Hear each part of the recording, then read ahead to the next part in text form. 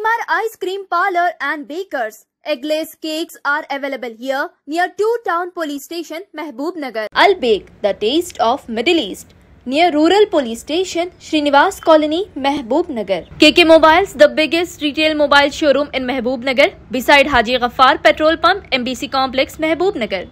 अस्सलाम वालेकुम नाजरीन, मेट्रो न्यूज अपडेट्स में आपका इस्तकबाल है। आइए बढ़ते हैं आज की ताज़ा खबर पर।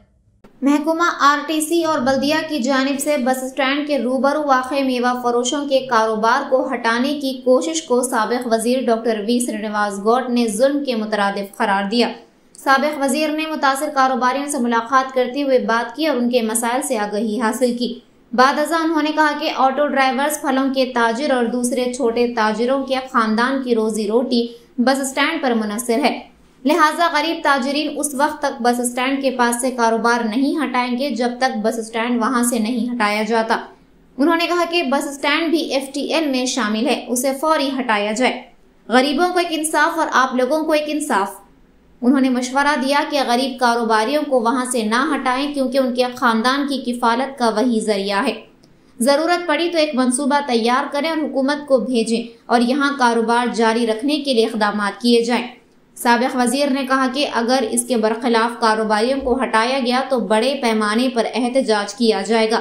इस मौके पर साबिक वजीर के हमरा साबिक म्युनिसिपल चेयरमैन KC नरसिम्हलू, साबिक मोड़ा चेयरमैन वेंकन्ना के अलावा दीगर मौजूद थे।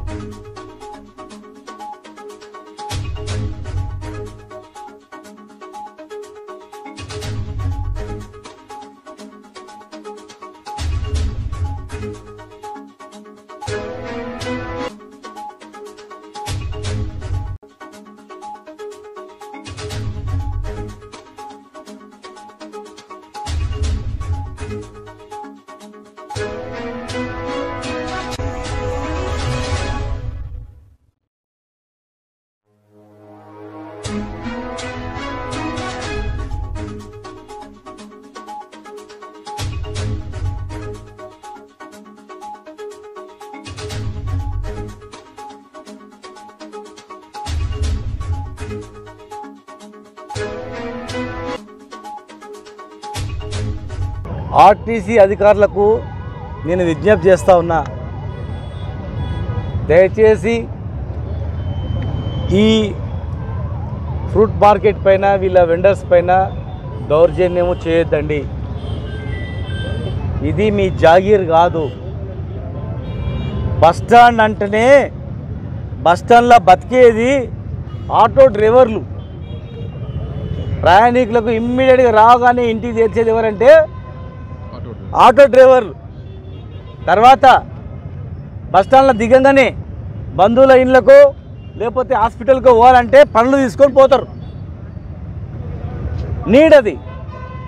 ఊర్లలోకి పోయేటప్పుడు కూడా ఇంటికి పనులు తీసుకొని పోతారు. గ్రామాల్లో పనులు దొరకవు, అట్టి పనులు దొరకవు, యాపిల్ పనులు దొరకవు.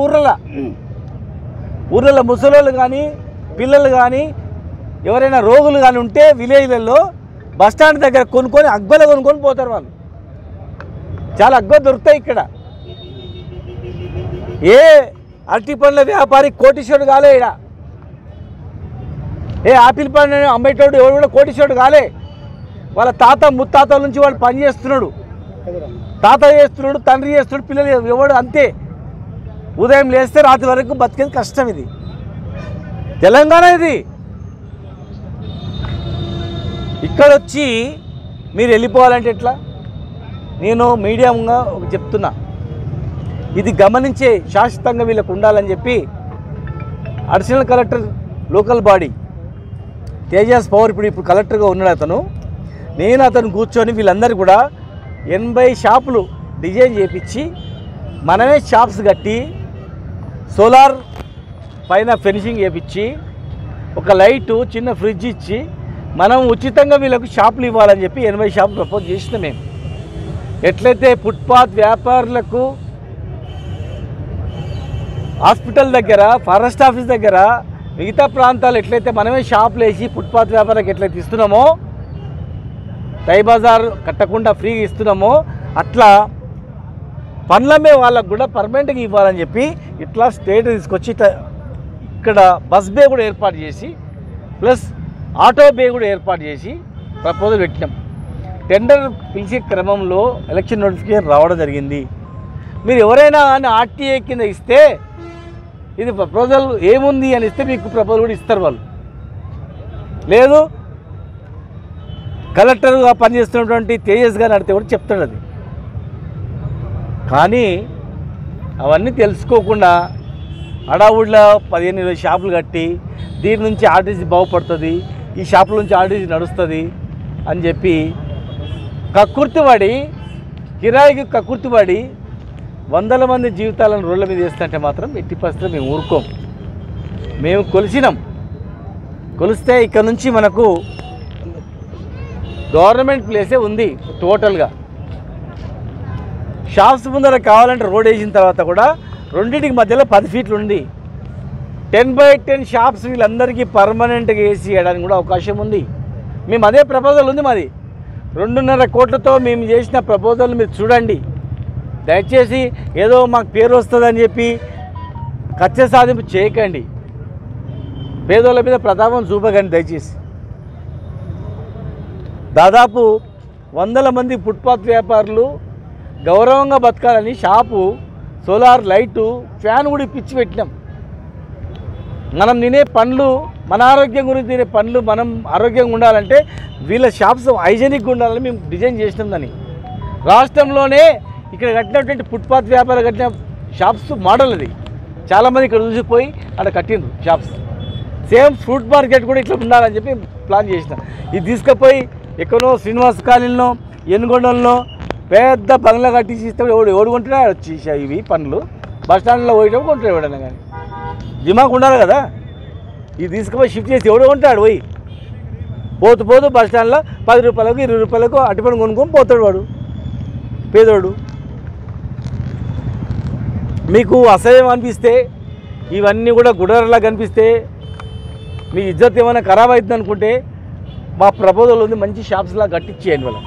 అంతేగాని వీళ్ళని కట్టించి ఆపుతున్నాం, ఉంటున్నాం అని ఎవరు కూడా మోసం చేయొద్దు. ఒకవేళ ఉండాలనుకుంటే మీరు అధికారులకు చెప్పండి. వాళ్ళు తీస్తామని చెప్తున్నారు. ఎట్లా తీస్తారు చూస్తాం.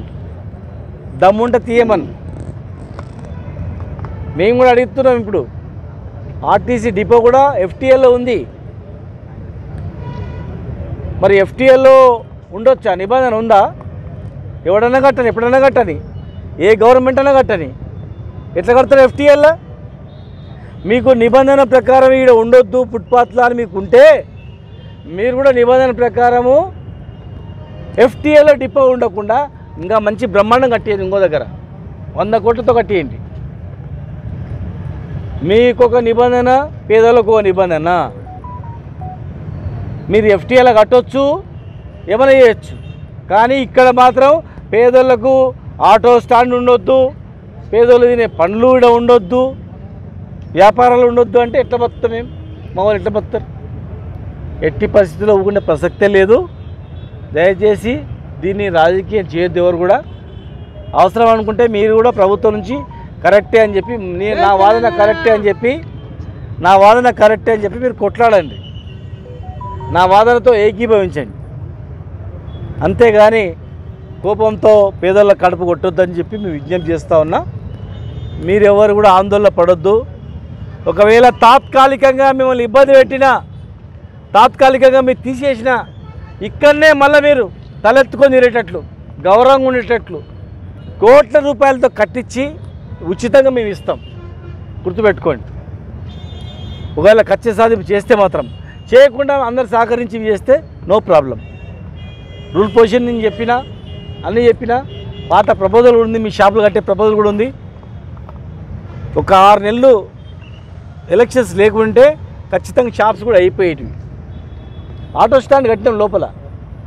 ఆటో స్టాండ్ పెట్టిన తర్వాత చాలామంది ప్రయాణికులు సార్ మాకు చాలా అనుకూలంగా ఉంది అన్నారు.